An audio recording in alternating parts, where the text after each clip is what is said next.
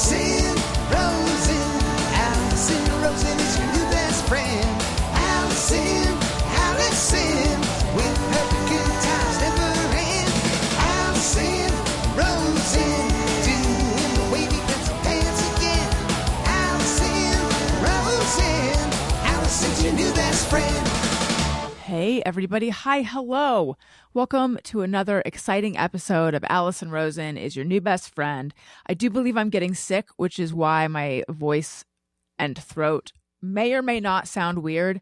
I don't know. I'm in the studio, as always, with your husband and mine, Daniel Quantz. Hello. Hi. We are both on the borderline of getting sick. And while being sick is arguably worse than not being sick, that's just my opinion. Being in the middle no man's land of like, am I sick? Am I not sick? What's going on? Have I just lost all of my energy? Am I just a lazy sack of shit? Oh no, it's because I'm not feeling well. That is like a weird headspace to be in. Yeah. I just had this pain in my stomach yesterday. And of course my brain is immediately like, well, I must have pancreatic cancer, obviously. Like my brain cannot assume that I might be sick, like in a normal sense, like in a flu sense. Right. It's always because that's so narcissistic. It's all. When Yes. you have sickness, you have exceptional sickness. That's right.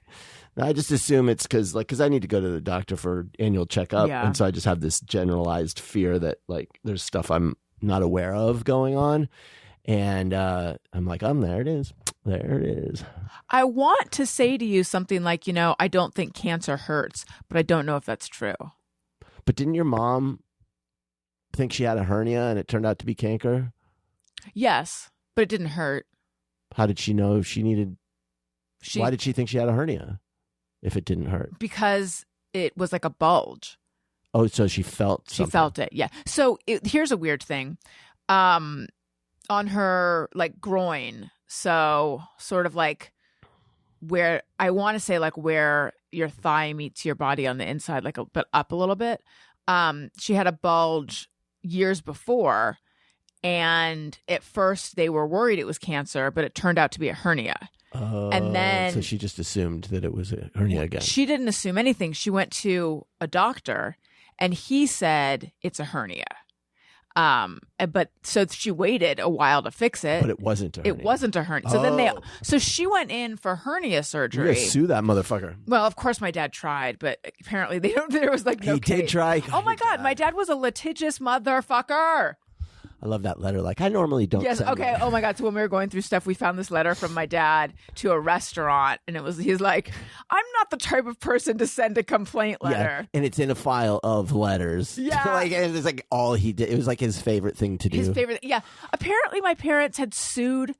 So when we were going through their files, it was like legal was a file or something, Mm-hmm. and I was just paging through it, and I guess they had sued Gelson's, and it involved me when I was, I don't know, like 3 or 4, and I have no idea what it was for. They sued Gelson's? Yeah, and it's crazy because it probably wasn't an actual lawsuit. Did you like slip and fall kind of? I'm assuming it was something like that. I don't think it was an actual lawsuit. I think it was like a demand letter. Oh. And then Gelson's, paid him It's out. like, fine, here's some free tuna salad. You know how the one that makes me mad, but then let's get back to my mom's hernia and cancer, because that's where That's the stuff. that's the stuff that people tune in for. We went to Hawaii when I was 8. I was attacked by a peacock. Do you know about this? I've heard this, yes. Yes, I was attacked by a peacock. It was scary. Uh-huh. And it hurt a little bit. It wasn't like I lost an eye or something. There was just this flapping. How did it hurt you? Oh, it scratched my arm. It like slid down my arm with its it jumped on you? claws. Yeah, it like flapped and then attacked me and then slid down my arm with its claws. I've never seen a peacock fly. That's crazy. They're so I don't big. know if it got airborne or if I don't know. It's weird. And here's the thing and then like a parrot bit me later. And here's the thing. Maybe, not at the same. Maybe you not at the same smell like hotel. birdseed. Did you ever think about that? Here's the thing that bothers me about all this. What is it? I want, and then I'm going to get to how No, my tell parents me. stole the money that they won in the lawsuit from me. Now you're stealing it back. I'm not, though, really. No, I know. Okay, good. If I were stealing it back, I would get $5,000 more than everyone else because that's how much they got. Well, I guess I'm just telling that story now, and then I'm going to tell you about the okay. Yeah, so I remember like they sent someone to the room and I had to give a statement and blah, blah, blah. And then I don't know how far it went, but they got $5,000. And then from Gelson's. no, from the hotel where the this peacock. is the peacock. Yes. situation. Yeah. No, from Gelson's it was probably only a few hundred.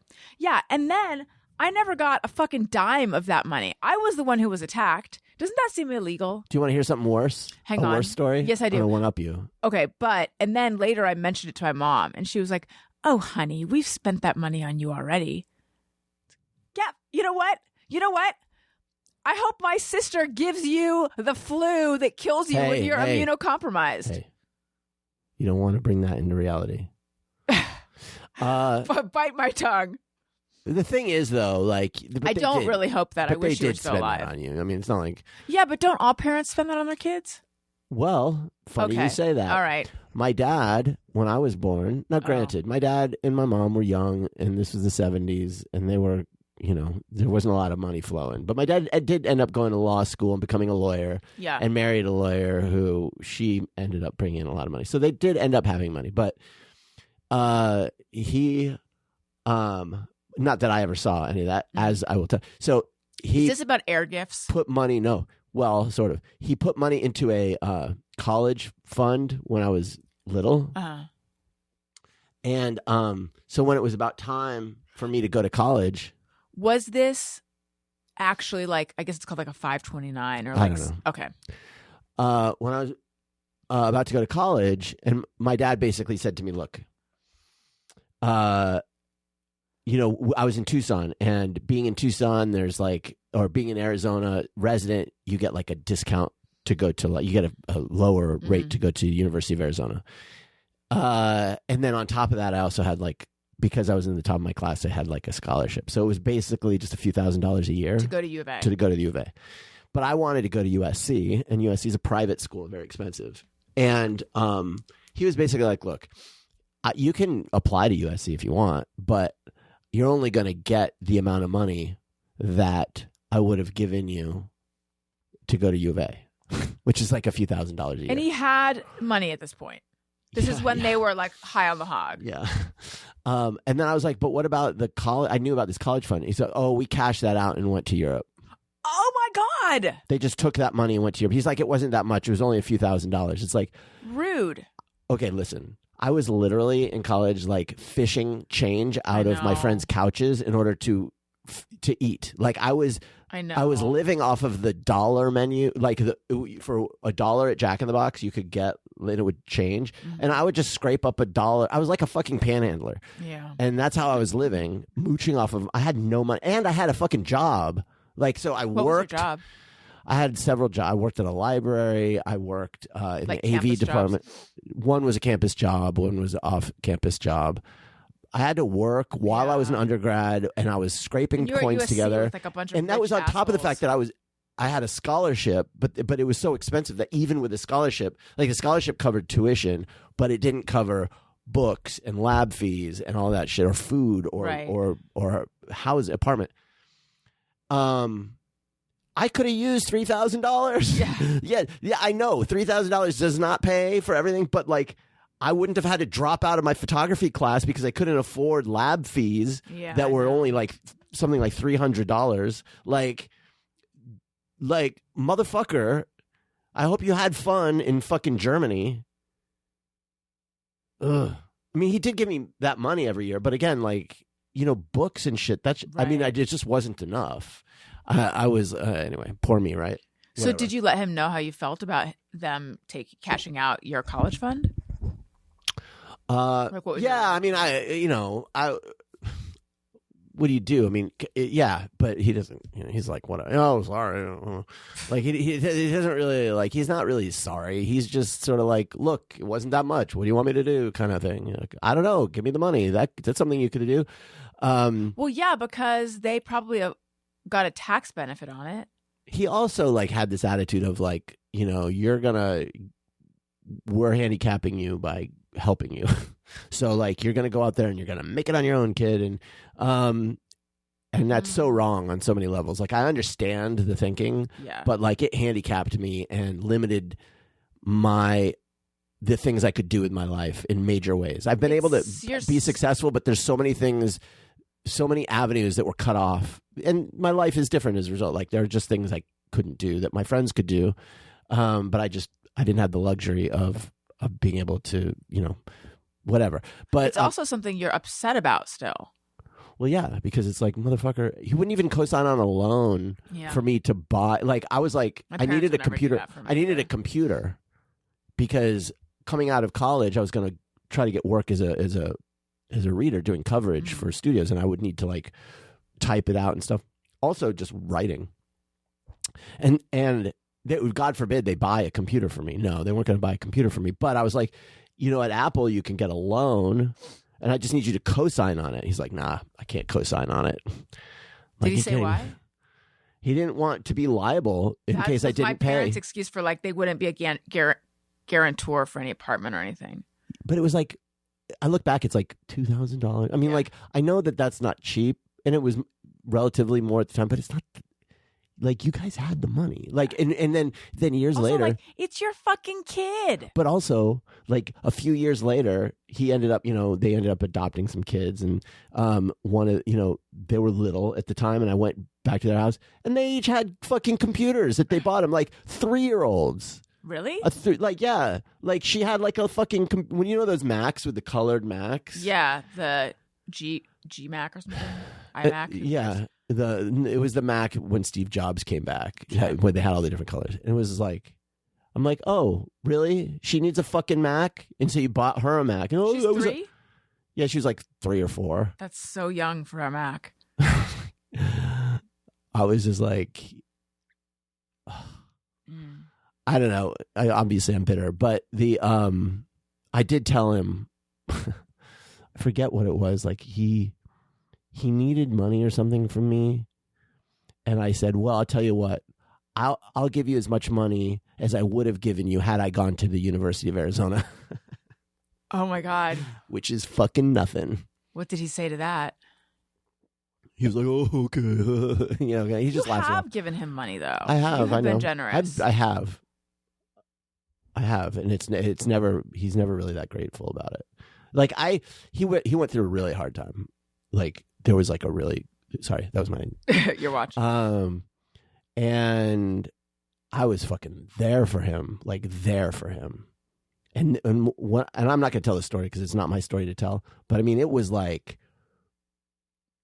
it was crazy. And I would fly back to Tucson. I, you know, bought him, you know, a microwave and a DVD player. I was working at Artisan at the time, and I had like a duffel bag full of like DVDs, you know, Sopranos season 1 and season 2, like all this shit, so he could watch it. So that was it like, I'm going to be the parent for you that I wish you had been to me? I was like, I'm going to do the thing I should do, that I would do regardless of how he was as a father to me. And just because it was for my own sake, I know I'm showed up for my dad. Mm-hmm. Like, that way I can live with myself. But in the back of my mind, I was a little bit like, maybe he'll see, like, oh, when you love someone, you're there for them.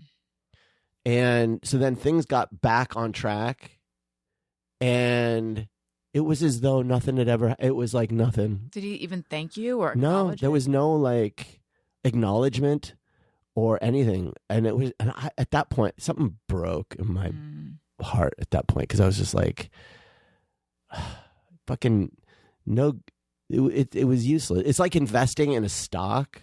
Like, someone tells you about a stock, you're like, you know what, I'm going to put all my money in this stock, and then you look back and it's like, oh, the company went out of business, the stock's out, you know, you just lost everything. You went bankrupt, and it's just like, no, oh well, you know, but I can live with myself. I know that, like, I showed up, and it kind of like was a moment where I was like, well, I don't feel guilty now by not. Right. I still put forth more effort, honestly, than like is warranted. Given the fact that like he's seen the kids once, since Is they that were born. right? Yeah. Yeah. I think I've only met him 3 times. Yeah. I met him at our wedding rehearsal. And then he was at Thanksgiving at your mom's. And then when we went and he met the boys for the first time. And the thing is, like, I'm not even like, I have a lot of like hurt feelings and a lot of just like my head scratching, like, what the fuck but if he tomorrow was like, you know what, I would be like, you're absolutely like open arms. Like there's no, I don't have that kind of like, I hate you forever, get out of my life kind of feeling. It's just, I'm not like, it's the stock thing. It's like, I'm not going to invest in a stock that doesn't give a return. Right. I'm going to spend my emotional energy where I can get a return on that. And I'm not going to set myself up with an expectation for a return on something when there's not going to be one, Isn't this what Taylor Swift just said when she was on her boyfriend's podcast? I haven't listened, but can we talk about Mother? Yes. Wait, let me just I just tie up the loose ends. I'm speaking about Mother too, but mine. Oh, okay. The one who died. Shelley. Because Lord knows they're like, tell me about the lump in her groin. Oh, my God. So anyway, she went in for hernia surgery like 7 months after they had found the hernia. Right. And they opened it up to fix the hernia. And it's like, It turns out it was a lymph node, a swollen lymph node, and it had cancer in it. Mm-hmm. And then the crazy thing is they didn't know where's the cancer coming from. Because like a lot of, it was in a lymph node, which means it's already spreading, but from whence does it come? And it was this whole thing of like, it took, there's a specialized lab in Redwood City that can type cancers. And so they said it's a gynecological cancer. Mm-hmm. And so then she went in for a total hysterectomy and a look around. And like, thankfully the doctor did find the primary. Anyway, and why did I tell that story? Oh yeah, because of my litigious dad. Mm-hmm. So he did look into suing that doctor for malpractice. Of course he did. But I guess there was no way to prove that because they waited, things were worse. Oh, and I think that's what they would have had to prove. Interesting. Yeah, you'd have to show damages, basically. Yeah. Even though no person would say, certainly, definitely wait to, treat this cancer. Well, it's not better. You know what I mean? Yeah. Like, it's like... She was so lucky, though, until the very end. But she didn't die of cancer. That's what I'm saying. It was like a side effect of having cancer. It wasn't even that. Well, I guess it was. She was immunocompromised, yeah. No, that's what I'm saying. Like, that was a unlucky stroke at the end.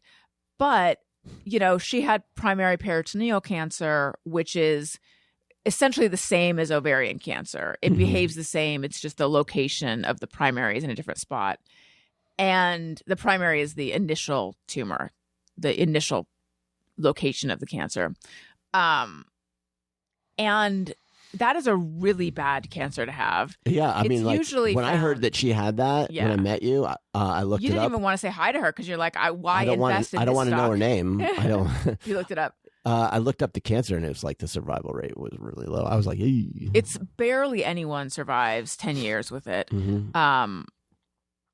My sister and I were talking to our gynecologist who had been my mom's gynecologist.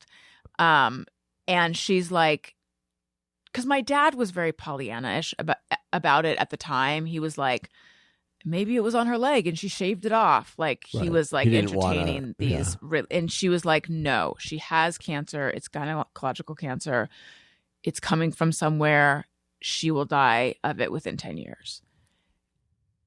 It will kill her. That's what within they told 10 her. years. Wow. Told us. We didn't tell my mom this. Wow. I'm sure she was Googling and freaking herself out too. Yeah, and she was diagnosed in 2010 and didn't die till 2024. So she was very lucky. Normally, and by the way, she if she hadn't died the way she did, she would Still be here. The cancer would not have killed her. No, Yeah. she had a clean scan again. Yeah, She had like,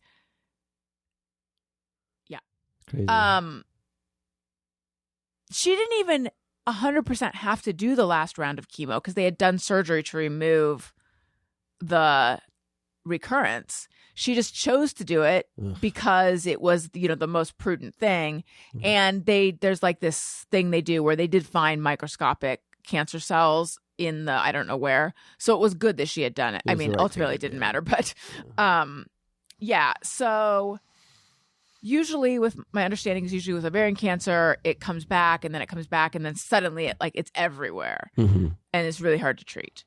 But hers, when it came back, it was always like a one location or a couple locations. Hers didn't behave the normal way it does. And then also something else I was going to say. Oh yes, usually it is diagnosed as stage 4, which is worse. It was lucky that they found hers at stage 3. Oh, So that was also in her favor, but still not great. Okay, now we can let's discuss Mother. Oh, there's nothing to discuss other than she has a new album coming out. It's very exciting. Do you know that the track names are? I haven't seen the track names. I don't know if they've been announced or not. I think they have. But anyway, she was on Travis Kelce and his brother's podcast, and she said something about think of your energy as a luxury item. Not everyone can afford it. What was the context of that? Your dad. No, what was she was talking about my dad? Yeah. That's why I love her. That is, she thinks of her fans. So personal. So it must have been a long podcast. She's talking about everybody's personal. Hey, everyone. Hi. Hello. Welcome to another exciting. Mm-mm. Sorry.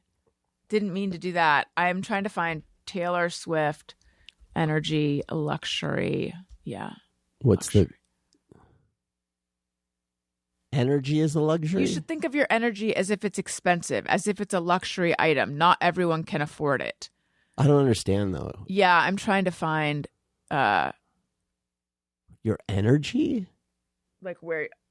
not everyone is entitled to. Oh, you mean how you energy. apply your energy, like here how we go. you It's at invest a point your. where something can be about me. Like my name Some can be in comments. the actual headline I see. and it can still be none of my business. Okay. Like, people can be out here. People might be out here doing too much. Just shaking ass. Doesn't mean I have to do a damn thing. Mhm. Yeah. We live in such a social media moment where a lot of people's identities and they get their feedback from that, right? Like, Yeah. and I'm a real constructive criticism guy. Like, give me constructive criticism all day. Coach I will me take up. it. Coach me up. It'll fuel She's me. an athlete, dude. It's helpful, right? But I have so many friends or acquaintances or people where they'll see one comment they don't like, Right. and it will ruin their day. It'll ruin their night. And I just want to say to them, you should think of your energy as if it's expensive, as if it's a luxury item. Not everyone can afford it. Yep.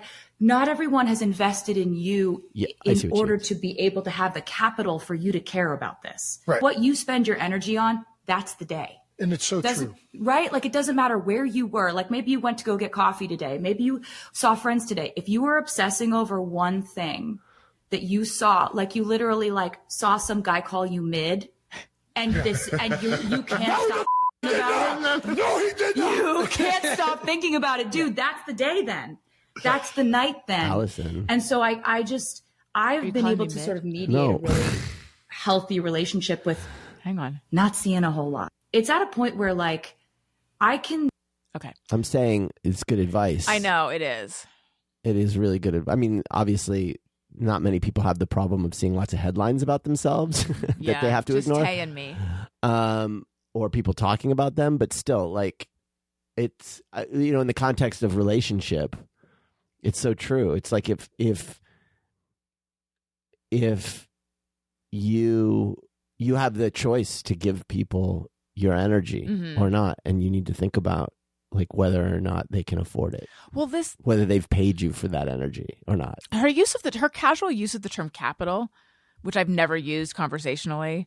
She is a fucking capitalist. She's a businesswoman. I mean, for real though, her operation is crazy. Yeah. It's what turned me off to her, honestly, for so long. I had no relationship with her music. I just knew her as this like brand at Walmart because I was spending a lot of time, dealing with Walmart, and it was just like I knew that she would, Oh, you mean literally? literally like she,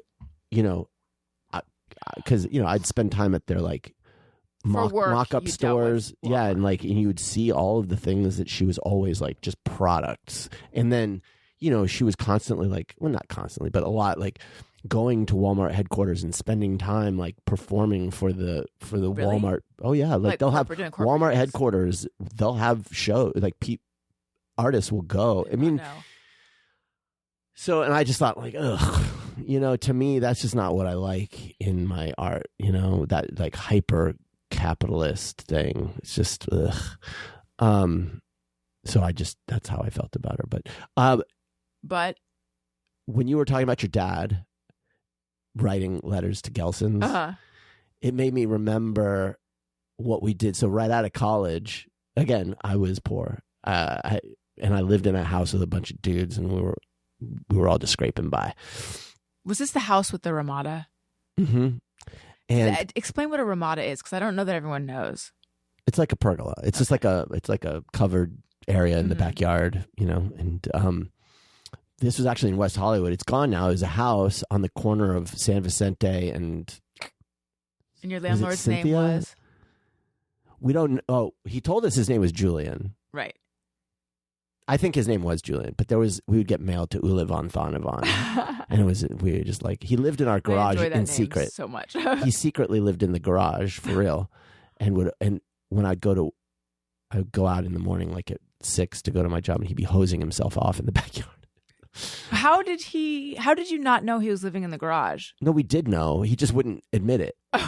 He was just being like sneaky about it, but it's like obvious, like, there's a light on, and so he was just, the theory was that it wasn't his place, that he was subletting the house to us. And that he was illegally, he ended up pulling a gun on us it was a fun I time. found out my first sublet in New York was rent controlled, and I was renting from a subletter, but he was charging me not rent controlled rates. I don't think that's okay. That's kind of gougy. Right. With a rent controlled place, that is gouging. So I think anyway, he was out there just doing drugs with his friend Steve or Mike. Well, we found out his name wasn't Mike. It was Joe Wiley.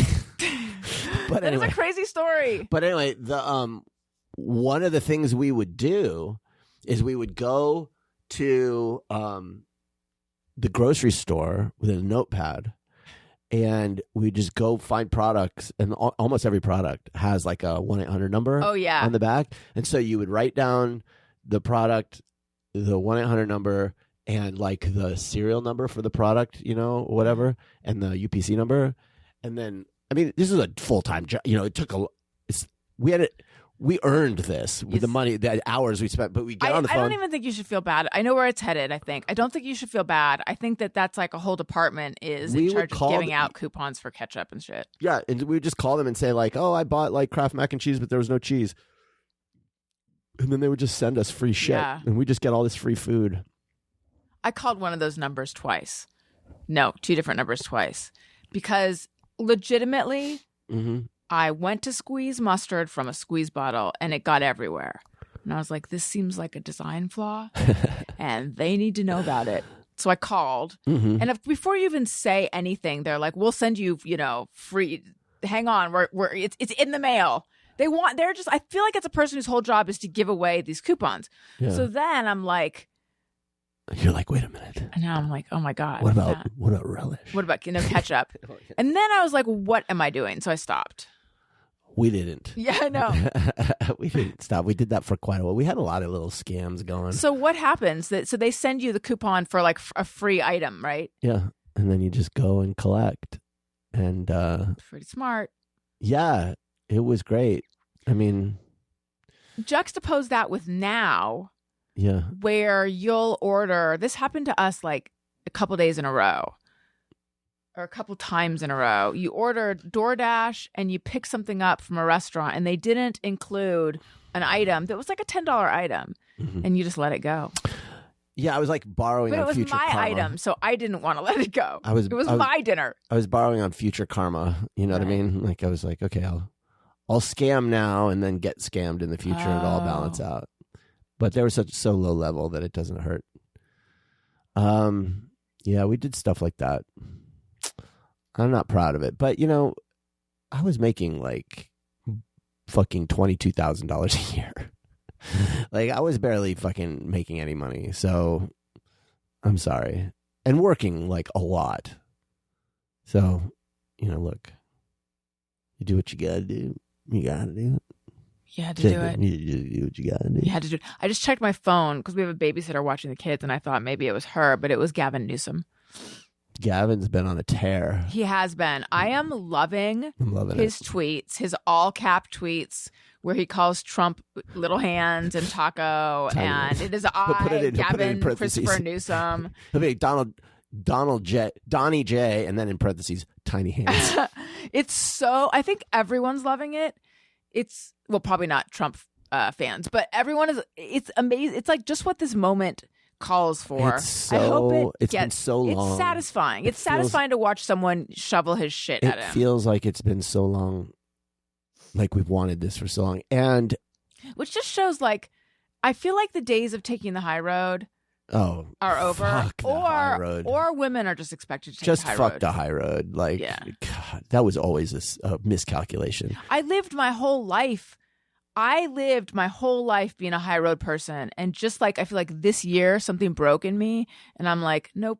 But I want revenge. But the high road is great if you're dealing with people who don't have personality disorders. Well, yeah, have like respect or operating from a baseline of respect. Right. But if you're dealing with someone who loathes you and wants to destroy you and doesn't respect you, then why are you trying to? Why are you giving them a gift? Yeah, why is like so stupid. The funny thing on those tweets is that every one of them you scroll down and there's always like MAGA types who are like, oh, this is not cool. It's like, you fucking assholes don't even understand that all he's doing is holding exactly what your special boy does every day. Like, what? Do you not see that? Are you seriously that blind? I think they are. But we just saw a picture of the person behind these tweets, and I wanted it to be Gavin. I wish it were given. I wish it were. It's a given. I wish it were Gavin. I know. They shouldn't have. But of course it isn't. Well, was it him who shared it? Or I feel like it was probably someone, an operative. I don't know who the person was who shared it. Maybe it's not true. Maybe that's not. I can't imagine look, I'm not a Gavin hater. I kind of like him. There's definitely, I'm not a defender either. But like, there's no way he's that funny. You know what I mean? Like that was really like I actually was like, I wonder if he's hired some comedy writers. Yeah, I know. It's like that funny. Honestly, if he were that funny, he would be fun. He would be funny all the time. Right, and then when he's been given speeches lately, he isn't like that. He's sincere. So it's like people are like, oh, he's the front runner. Maybe he is now. We're so far away from the. It's like it doesn't mean this is just fun for now. That's all this is. Who's been the funniest candidate or president like ever? Yeah, like when you think funny president, who do you think of? I mean, you got to go with Clinton. Although I have to say, Bob Dole was supposed to be funny. No, W was pretty funny, and honestly, Trump is pretty funny too sometimes. Like, I mean, if you're just talking about pure entertainment value, like forgetting about consequences, there's this great. I always think with Bush. There's this moment he's talking to the press. He's on a golf course. You remember this one? And he's like talking about terrorism. He's like, we're gonna get them. Blah, blah, blah. Now watch this drive. And he goes and he swacks the ball, and it's like a perfect drive. And it's just like that hilarious, like frat boy attitude. Like, that was funny. But I guess I mean like witty, clever, like someone trying to be. I don't just mean funny, like you laugh like at someone them. that could just tell a joke. Could be on my show. God, I don't know if like. I for some reason I heard Bob Dole was funny, although he doesn't strike me as a hilarious. We're guy. including candidates here. Yeah. They all seem so humorless, don't they? They do. I mean, even Clinton, like, I bet he. Yeah, I don't know if I would say he would crack me up. Should we ask Chat GPT or, Who's the as my funniest? aunt says, Chat GBT? Yeah, let's ask. I mean, I can only talk in our lifetime. Right. I bet- Oh, and then we got to share what happened to the computer. Who is the funniest? Honestly, probably Bush. No, but I we're bet laughing Bush. at him.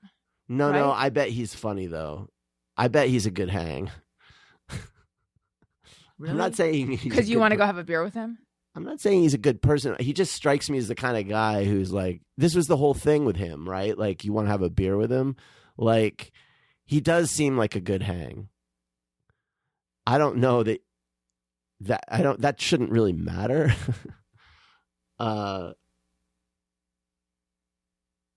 Like the Bushes all seem like they're pretty like, Who is considered the most clever and witty president? Let's try that. Of all time. of all time. Yeah, because I don't want them It'll to. be like, Abraham Lincoln. oh, interesting. His reputation for razor sharp humor. When accused of being two-faced, Lincoln supposedly replied, "If I had two faces, do you think I'd be wearing this one?" Oh, that's good stuff. Good stuff. And the Gettysburg Address is a hoot. Theodore Roosevelt. Well, I want the one line. Kennedy, Obama. maybe. See, I don't think Obama probably is that funny. Oh, here we go. Yes. If you want, I can give you a list of the most famous witty presidential remarks. Yes, please. I didn't say please because I don't want to waste water or whatever. Okay.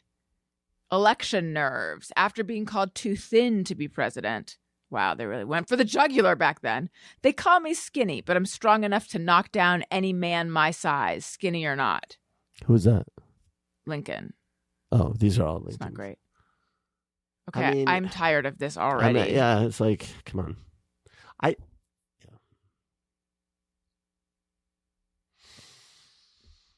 Oh my God. I don't feel like reading that. I mean, reading like old humor is such a drag. Yeah. Like even like Mark Twain, who, everyone loves Mark Twain. Yeah. It's it's like, okay, at best. You know who holds up? Have you ever read S.J. Perelman? Mm-mm. He was part of the Algonquin table. Mm-hmm. He's funny. Dorothy Parker too. Humor it's hard. Did you say Huber? No, I said humor. It's Huber hard for is that hard. for that to last. Like Yeah. it's like I was thinking the other day about movies that hold a funny, like truly funny movies, like a movie that you could show to a younger person for the first time and it would still be funny to them. Mm-hmm. And there are so few. What did you come up with? I think The Three Amigos is pretty great. I need to see that again. It's been a really long time. Like I tried to show my ex The Jerk, Who is she? and I hyped it up. I was like, this movie's so funny, and I was like, oh, she was just like, there nary a laugh to be found for her, and she was actually mad at me about hyping it up. You know how recently you shared on the show and you apologized to me first, that you guys saw The Ring together and then you were taking a shower and then she like got her hair all wet like the Ring girl and then snuck in and scared the shit out of you. Fucking shit out of me. But then did you guys have sex in the shower? No, Oh. Why'd you apologize then? Just for even bringing up just talking about Oh. things that happened with her. I don't know. I talk about exes all the time. Yeah, but it's different. Wait, but why is that no, of course not. Is it because this was about horror, not love? This was a prank. Well, it wasn't like a no, of course not. More just like, no, we didn't. I mean, She just scared you and then left. yeah. I mean, it wasn't like a turn on. To be scared out of your mind. Yeah, like I wasn't like, ooh, yeah, I have a thing for The Ring. I know, but you were For like being naked. scared. You guys were both naked in the shower. but we'd been living together, so it wasn't like, I don't know. When it was time to break up with her, Mm-hmm. was the ring prank in the pro or the con column? Oh, well, it wasn't con. I mean, it was fun. It was funny. It was like, I mean, I don't like being scared, but it was, she was just being silly. Yeah. And she got me. Like, I don't know. It was just playful. I think by the time we broke up, though, there wasn't as much of that going on. Just right. being This playful. was this early on. On the earlier side. Yeah. So, yeah. So, yeah. If we were still doing that sort of thing, we probably wouldn't have broken up. Because You probably have run out of movies to pretend to be in. yeah. Because what? Well, just because, I think when you're still having fun with a person, you want to stay with them. So, When's the last time we had fun? we have fun all the time. We still make each other laugh. Yeah. No, I think that part of our relationship is good. There's other parts. Which parts? You are very silly in the most dumb, silly way first thing in the morning. Thank And you. that came out as an insult, didn't it? No, it's fine. I don't know how to explain it. I don't mean dumb silly. I made a joke about this in our vows, and the guy who did our wedding video edited it out. He did? Yeah. I think it bombed a little bit. But I don't mean to say dumb silly. I mean, silly is silly enough. I don't need to add dumb. But you say but it's like you say these very you make jokes that are like, the joke is like you're a person who takes things so literally or something. I don't know how to exactly articulate it, but it cracks me up so much. My brain does work a little differently when I wake up. Yeah. Yeah. Yeah. Well, do you remember what the funny thing was that you said the other day? Well, you had none of it translates. I think know. you had the speaker. You had music on, Mm-hmm. and it was like a bunch of singers. I think it was like Jesus Christ Superstar or something. And but the speaker is located behind the fish tank, and I was like, see, this isn't going to be funny. And I was just like, oh, are the fish? You taught the fish to sing? No, you came in. You're like, oh, the fish sing. Yeah. Yeah, it was just silly. Listen, folks. But the one that I think I referenced in our vows, or I just was thinking about it in our vows. I mean, when I wrote it, was you said, Garfield. Oh boy. Garfield was really right about Mondays. Makes me think he was probably right about lasagna too. No, makes me Odie. think he was probably right about Odie too. Honey, this is funny to you, and I know it's funny to you, which is why I say these things. I don't think they're very funny to other people, but that's okay. I love you. But if it were written, it wouldn't be that great. I mean, it would be, but it's the delivery. Yeah. As well. Yeah. Listen, If I'm I not winning any died- humor awards for If I it. died, Mhm. do you think you'd find someone else to appreciate your morning humors? Very unlikely. Very unlikely. Yeah. I fantasize about that all the time. Mhm. And do you usually find someone? No, I'm always like, oh, I guess I'll have to live without someone appreciating my ridiculous sense of humor. That's what I mean to say when I say stupid. Ridiculous. So anyway, Anyway, we have a problem, what is it? Peter. I know this dog is fucking destroying everything. His birthday was March 10th. So what does that mean? He's about 3rd, 8th. So he's about 17 months old. Do dogs go through, I should ask Laura London, do they go through some insane behavior, like insane new bad behavior phase at 17 months? Because he is like destroying everything, eating everything. I know it's our fault, and this is not even his fault entirely. It is, okay, it was my fault. I had my Owala water bottle linked in my store, amazon.com/shop/Alison Rosen, I believe. I believe this one's in there. Filled with water. But you had the lid off? I had the lid open. Why? Oh, you mean open like this? Yeah. Oh. So Okay. it's got a little, it snaps closed, Okay. and then you open it like you're drinking out of it. And I had it on my desk. And then now when I'm not at my desk, Mhm. I pull my chair like 7 or 8 feet away Yeah. from my desk because Peter jumps onto my chair and then jumps onto my desk. Mhm. So your solution for this was to put a gate I literally around your desk. I built a gate around my desk. Yeah, but you still forget to close it sometimes. And so, And sometimes he'll still get up Yeah. there. And fucking- and then I have not yet built a desk jail for myself. it is insane. So the chair so I pulled the chair 7 feet away. Somehow he still got on my desk, knocked the water over onto my computer. A MacBook Pro. Your model. old MacBook Pro. So at first it seemed okay. And I was like, I just got to air it out, got to see. And I was like, oh, the keyboard's not working. The trackpad's not working. And it's still like, it was like dripping. Like there's like a trail of water that came from the office to the kitchen. Did you say to ask ChatGPT what to do? Maybe. Someone gave me the idea. It was you, I guess. Like, look up what you do with ChatGPT. So it walked us through the whole thing. And it's like, if it's doing this, that's a very bad sign. You know, all the things it was doing. You ran out to go to Home Depot to get a special kind of key to take the back cover off. It's just a special kind Because of stuff. we were trying to power it off and it kept turning back on, which means it's in a boot loop. Boot loop. Is that what it's serial. called? Oh, yeah. Reboot. Yeah. I know it's called boot loop because of the guy I talked to today. So, you went out, got this. By the way, how much was that Fix-It kit?